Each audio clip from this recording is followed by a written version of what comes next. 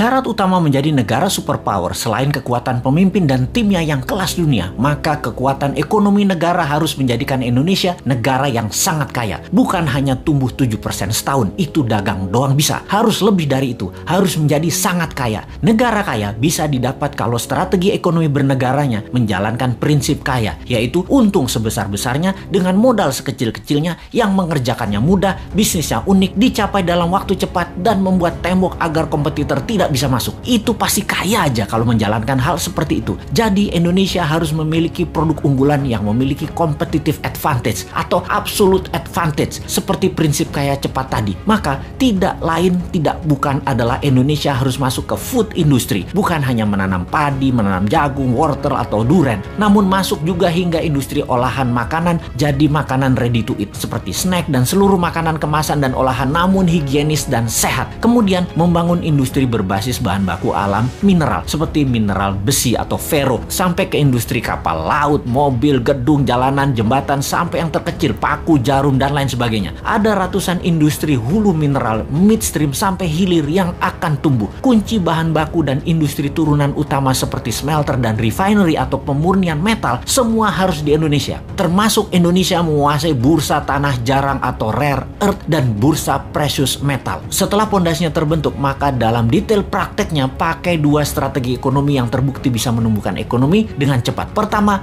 bottom up, dari bawah ke atas, di mana kita akan membuat UKM scale up dari 20 juta pengusaha kelas kecil saat ini, 50%-nya dalam waktu 10 tahun menjadi pengusaha kelas menengah, dan 50% kelas menengah tadi menjadi kelas besar dengan pinjaman 0% menggunakan printing money yang diutamakan adalah industri serta manufaktur. Yang kedua adalah trickle down, dari atas ke bawah, di mana kita akan membuat 1000 konglomerat baru. Program ini bernama Bossman Boys. Setiap provinsi akan diseleksi mereka yang nasionalis, sudah memiliki pengalaman bisnis minimum 10 tahun, sudah memiliki organisasi dan tim manajemen yang tangguh. Mereka rata-rata akan diberikan standby loan 5 triliun rupiah tanpa bunga yang harus dikembalikan dalam 7 tahun utuh. Seleksinya nasional berdasarkan prestasi, meritokrasi sistem. Yang terpenting karakternya adalah NKRI garis lurus, visioner, agresif, dan terukur. Oligarki mules nih kalau program ini dijalankan. Makanya jangan pilih Mardigu jadi presiden.